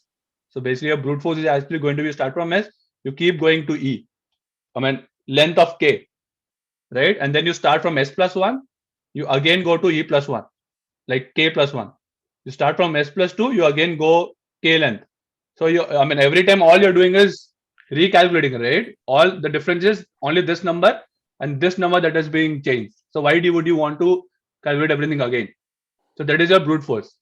And then you think, okay, I instead use a special thing. I mean, this sliding window, which is actually just manipulating on the first and the last, and I move my windows. So very should I go into this or should I go into the next question? Devin? Go into the next question. What about others? Yeah, I we think can I discuss. have Yeah, that means. I think I have like an alternate solution to this same problem, but I don't know if it will work. Okay, let's go through it. That way people can see it. my idea is, because we are looking at ones and zeros only, every zero is like an obstacle that needs to be removed. So I'm thinking of prefix sum over here, and I'm thinking if I convert all the zeros to a -1 and then make a prefix sum. Let's not do that, because that is something. It's not intuitive. I don't think anyone can come up with that. That's not I guess that's not intuitive though. Or let's say, okay, let's just hear it out. Give an example, Talmish. So if I take 1 0 0 1 0 0 1 0 0 1 0 0, Let's okay, say we have convert all the zeros to -1s and then make a prefix sum out of it. So the sum of, so it'll be the prefix sum array will be like 1 0. Wait, what are you trying to do actually? Basically, I mean, just explain. What are you trying to do by prefix sum? Finding the difference between the maximum value and the minimum value of the Maximum sum. and the minimum. What will do? okay. What will that do? That will find the number of missing zeros. I mean, the number of zeros that needs to be filled. So if I can, I think I'll Wait. So at the end, what you'll have? You'll have all the ones and you'll have -1. No, you'll have the minimum number of swaps. Wait. You have wait, -1. let me try. Wait. Don't write out. Explain here. What are you? What are you What doing I'm here? trying to do here is this array. I'm going to convert it into a prefix sum, right? So it'll be 1 0 -1 0 Why -1? -1 -2, and I think What is zero, -1 here? Like it's a prefix sum. Like Okay, how sum. you- Okay, sum. Okay, Sum sum. from- You got. So every element here is a sum of this element plus all the previous elements. So basically here this will be 4 into -1 plus 3 into 1, right? No. That's what you're saying, right? No, it's just prefix sum, Ankur, just adding up like an value at the index is the sum of Sum all of the four the that you have seen before. index plus before. So it is Yeah, just index 1 plus 1 minus 1, and the third value is 1 plus -1 plus -1. The So fourth how are you value- getting -2 here? Because Okay, because you have one more. No, I'm talking about this one. Okay. I'm talking about this one. So So you the get prefix sum 1 there, then you would get 0, then you'd get -1, then you could get 0, -1, right? 0. then you yeah. get So this will be 0. This is -1, -2. This is -1. So what you got -1 at the end? What did that do? you keep No, the min. that's The not min the is point. -2. You take the absolute value. That's the answer. Wait. Why is that? Let me try another, like trying the same example over here. So 1 0 0. Oh, it's over here. I'm doing it in 1 Yeah, I 0 can see. 0. So I create the prefix. So I'll replace all the zeros with -1. So 1 -1 -1 1 -1 and -1. So like converting this into a prefix sum, I'll get 1 0 -1 0 0 -1 -2. Okay. Hmm. Now I will take the maximum value in the array, which is 1, and the minimum value that is greater than 0, which is because you don't have any other minimum value greater than 0. It's 0. Subtract the 2, you will get the answer. Ankur, scroll down. Wait, the answer is that's over a little complicated. Yeah. No, Let's but just the remove this. intuition behind it is that if I had like I had a lot of ones together, I'll have the number of ones as my prefix sum. Do you get it? So for example, if I had this array 1 1 1 0 0 0, I already know that the sum of all these three elements here is 3. So when I do a prefix sum, I'll get 3 here, which is equal to the number of ones. So I don't need to do a swap. So if I do the same process of doing all this, I'll still get the answer as 0. Wait, let's. Yeah, but you have to still do O of n to get the. Yeah, the complexity. But with is the totally sliding same. window, as soon as you hit that first window, you're done. Wait, what about here? What about here? Try it on 0 0 1 1 0 0 0 1. Okay, let me try it on my piece of paper. 1 second. 0 0. You have 0 So here. you get Okay. 0, you get -1, Minus Can you 2. draw- Minus 2. What's the answer? Wait. Minus 1, minus 2. Minus 1, minus 2, minus 3, and then you get 1, so it becomes minus 2. Yeah. So what did you return? So like the maximum value of in the entire array, subtract it with the minimum value greater than 0. So Can what's you the answer? explain that again? Is this 0? Wait. Let me try it. Yeah. So we'll do the different question then. By the time Talmiz you try, let us know. Yeah. Okay. So the next question was, as we were talking about, given two strings S1 and S2. So you guys have more time. So given two strings S1 and S2, write a function to return true if S2 contains a permutation of S1. In other words, one of the first strings permutation is a substring of the second string.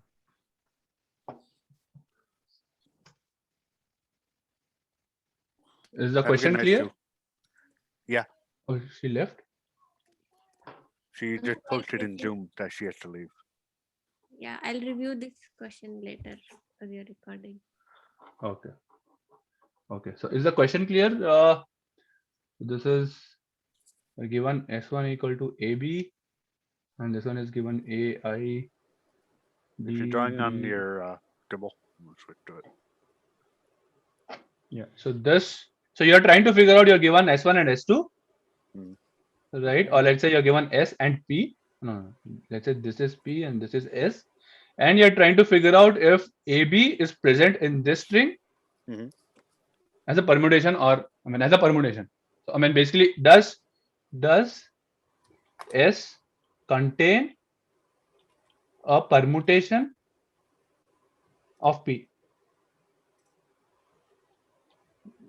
Right. Return true or return false. Okay.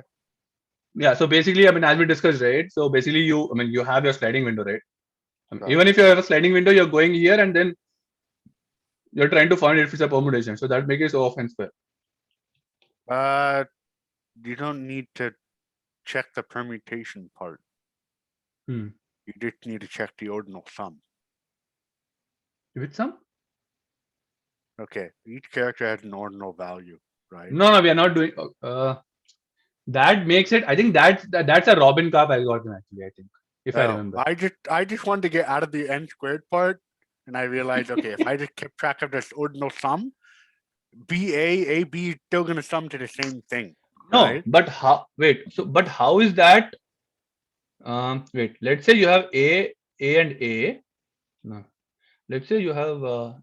Wait, Oh, you're talking about D. if the difference is big enough where. No. Let's say you have D A and you had. So what is the sum for here? Let's say this is 0 0 0, and let's say this is 4. So you're saying this is 4, right? Yeah. And what if you had B? No, this is not 4. This will be Let's say 1, 1, 1, 1, and 4. I think. Let's say you had 4 Bs. This is also 4. No. Then. Yeah, 4 B's would be 4. You're right. That's A. So 4 and 4 same. So how do you know it fits? Oh, okay. Well, there goes my answer. No. Actually, this is. Huh? What, Talmiz? Could you repeat the question? My third, I was just going through it. Okay. So you are given two strings S and P, and you have to figure out return true or false. Basically, does S contain a permutation of P? Okay. So that means P should be. It should be like a permutation, like together all the alphabets. Okay. But in huh? But in any Yeah, order. it can be any order. Yes. So Deven came up with this answer, which is you calculate sum or ordinal sum, or what do you call it?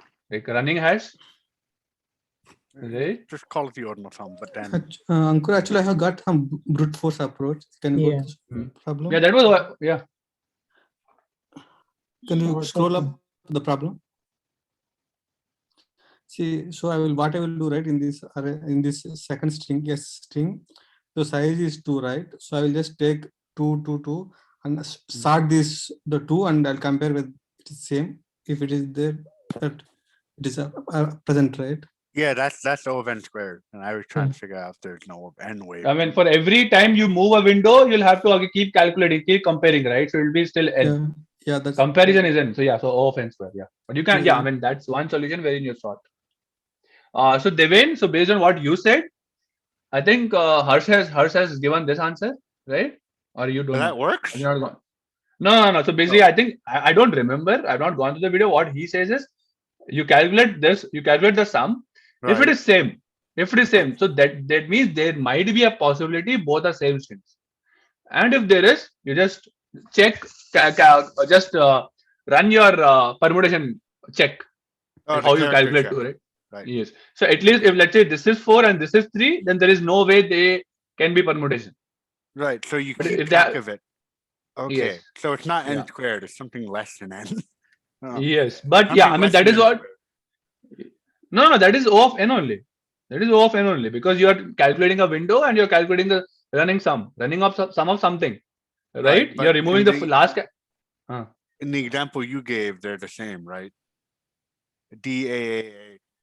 Yeah. Basically, then you'll have to. I mean, if they're the same, then you'll have to do a permutation check. Yeah. So Right. worst case, this is O of n square because if you have A has many and you have only 2A, Right. always you'll get same. Right. And you'll have to keep checking, but you'll have to return true the first time. Yeah. Basically, if you have the same combination, Yeah, you'll but have to let's say keep you checking have again and again. B, B, B, B, D, A, A, A. Yes. I mean, you're saying DA and BB. Right. Let's say this is your number. So basically, these two sums will be same, and you'll have to keep checking in again and again. Right. But you're not checking it as DA, many times DA. as checking it as n squared. So it's still n squared. Worst Yes. case. I think so. Maybe so that is. I think this is what Robin Karp is actually, or maybe something else. So many guys left. Oh my god. Okay. I think because people know the answer. So yeah. So Deven, so how do you do that? Different answer. Oh, not the sums. No, yes, not this one. Okay. Frequency counter? No, but you still have to What is count. frequency counter? You create a hash map. Hmm. Total number of letters you're looking for. If the window you see matches that, then you're good. So I mean, I mean, since many people left, right? It's already 7. So basically, I just gave a hint. So it is a frequency counter. So Oh, this is actually a homework for you guys because okay. Because I because- just thought of that right now. I was like, all right, if you move the window, you can update the frequency counter as you go, and if the Yeah, frequency but there's a- counter, there's a challenge in that. How do you compare the frequency counters? yeah, that's the that's the next. So that becomes again O of n square, right? Because yeah, I mean, as you're moving right, you're updating a frequency counter, right? But how do you compare two frequency counters? So if let's say you have I mean, let's say in Python, right, there is a way to do create a frequency counter. You can just do if C1 is exactly equal to C2. If it is same, you return true. Right. Right? That is what most implementations I've seen they do. I mean, even I came up with the same thing. And they say this is the answer. But my question is, how can this be the answer if this is like comparing, right? So how does this compare? This has to go through all the loops, compare all the keys, compare the count. It will become still O of n square. So how can people say this is the answer? Right? So I want you guys. So, Are they just lowercase characters? Wait a second. If I yeah, if that's lowercase.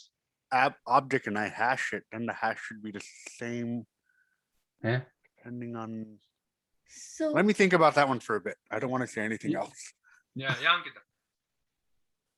So if it's just lowercase characters, then we can just use 26 character Mhm. array, right? No, but still you'll have to, I mean, for the whole, yeah. So if you see it is, I mean, it'll still be L2 minus L1. I mean, for every time you move a window, you'll have to keep doing this.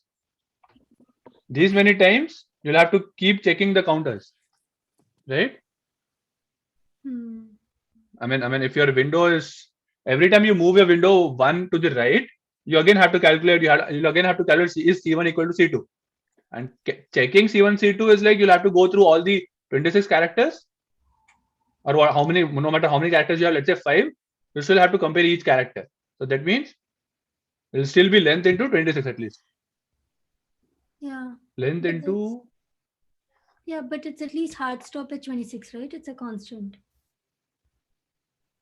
So it's like for S1, like whatever your string 1 is, like create a character map. Even for string 2, when you start iterating over that, like for every length of string 1, right? We'll basically create the character map, and yeah, in that case, you would actually be going over the 26 characters. So yeah, But- now that makes sense, and that is actually, I think, O of n, because still it is 26 into n. yeah, I mean, so if there are n windows, so if there are n windows, I mean, just assume, so there'll be n windows, so there'll be n into 26 comparisons, yeah, right? yeah. Right, Devin? A constant is like O of 1, right? Anyway, so Yeah, so it's still O of n, yes. Yeah, this is a good point. I mean, I think that is why Ankita asked, is all the characters lowercase. Yeah, good one. Actually, I think that is why when I saw this, I got this as like 91% fast. I thought, oh my god, how can this be so fast? But then, yeah, good point. Then I don't think there's a reason to go into like more optimization. I think lead code, I mean, if you see lead code, there's an optimized answer, which is even better than this. Like no n into 26 also. oh wow. Means? Okay. That's esoteric. probably if you really understand the language or what you're working with. Yes. No. I think I mean, the plus the way they code, right? The solutions that they give is like so confusing. The explanation they give is so confusing. Yeah, that's what I'm Like, saying. I don't It's not yes. realistic in terms of interviews. Yes, yeah. But I think, but Ankita made a good point here about n into 26. Yeah. This is the reason why I wanted to take this question. I wanted to see if you guys can help me figure out an optimized answer. Yeah, but yeah, thanks to Ankita, she gave this one. Yeah, I think this is also sliding window, right? So Yeah. do these 2 questions. These are all both full, like fixed length, right? Fixed length in the sense length of P. I mean, you only have to check for. Times L2 minus L1 gonna work? That's what I'm thinking now. Yeah, I mean, L2 minus L1 is the length difference. And you only have to compare for the length when they are, what do I say? What is L2 minus L1? The difference of the length. You don't have to go beyond some point. So if you have Ankur, Right. and you're trying to check ABC, you only have to check this, you have to check this, you have to check this. You're not Right. checking this, nor you're checking this. Right. Yeah. So you're checking ABC. So this is like 5 minus 3, which is 2 into 26. So 26 in the meaning, not even 26. Like you have to iterate through and trying to figure out the count of n, or trying to figure out the count of n is exactly equal to here, count of k is exactly equal to here. Okay. So that is what you meant. I mean, frequency counter. Okay. So worst case, it will still be 26 if all the characters are present. Yeah. So it will still be L2 minus L1 into 26. Or I mean, at least something on this term, like 26 into n. N being the average length of both. Not length, but yeah, the bigger like length of S actually. Yeah. I mean, yeah, worst case, you can say like, the length of your second string into 26. If you want to go, if you don't want to calculate the difference and stuff. Yes. Yeah. So I think I'll just write it down. Because as being sky lowercase, we check on. We check only 26 keys in our frequency counter every time, every window. Yeah, so I think this is sliding window. So maybe I'll give you guys 2 days for this. You guys can. I mean, Devan, can you do these 2 questions today, or all the 3 questions today, so that I do the next? I'm probably gonna be able to take them tomorrow. Do them tomorrow morning. Okay. So now the problem is the way. I mean, I Wait, let me just finish the stop steering and stop recording.